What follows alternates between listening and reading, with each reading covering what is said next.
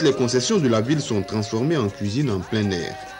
Ici, on fait cuire la bonne sauce de viande. Là, on pile le foutou que toute la famille affectionne tant.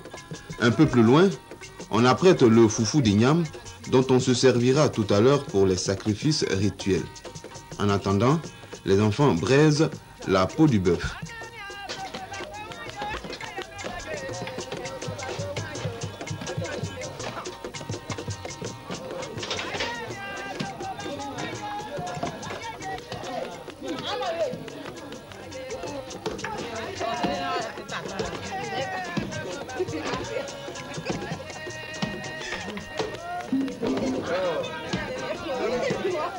D'abord, il y a l'hospitalité légendaire de cette population.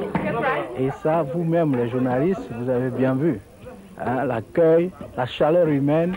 Et cela se traduit au moment de la fête rituelle des ignames. C'est là qu'il y a le maximum de monde qui descend à Ara. Et c'est une fête populaire. C'est vraiment la fête au village, comme on dit. Et c'est très coloré. Bien sûr, la fête des ignames se passe un peu partout dans le pays akan, mais en tout cas, Ara, c'est une particularité.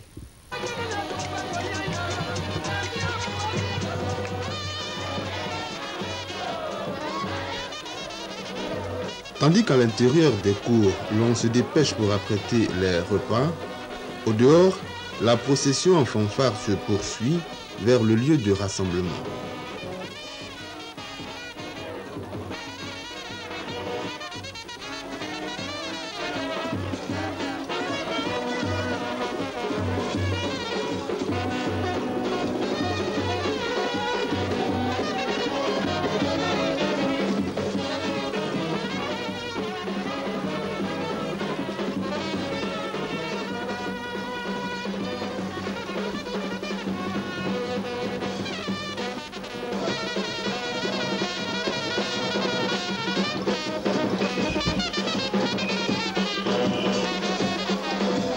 Tous les chefs de famille ou de quartier, les notables et le chef lui-même prennent part à la marche.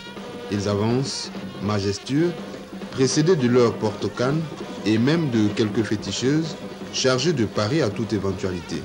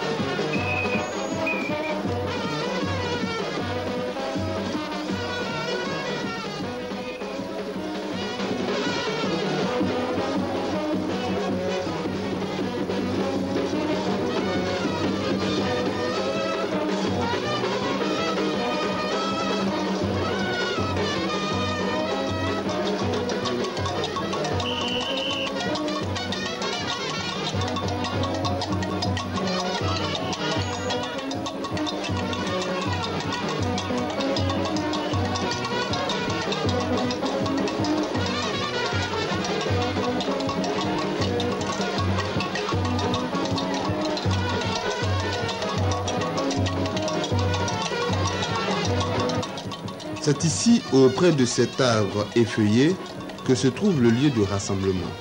Déjà, l'endroit est pris d'assaut et les retardataires se dépêchent pour arriver à se trouver une place.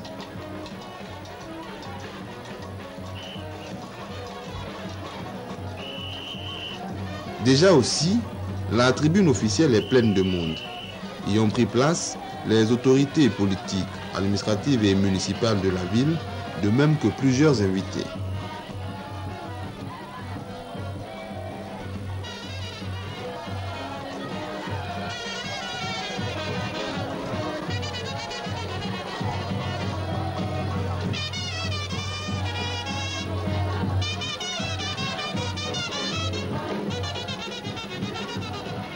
C'est à présent le moment où les chefs de quartier et les notables, partis de la cour du chef de village, arrivent au lieu de la fête. Avant de s'asseoir, ils font le tour de la foule pour la saluer.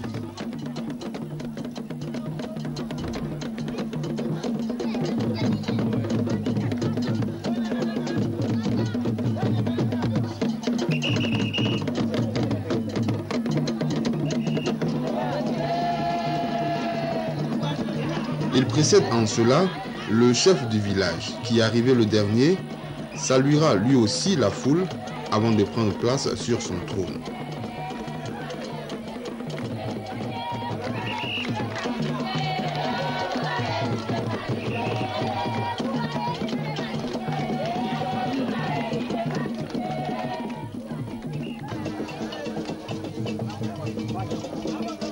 Voici enfin venu le moment de l'adoration des tabourets sacrés sur lesquels on déposera le foufou, signe qu'on leur donne à manger.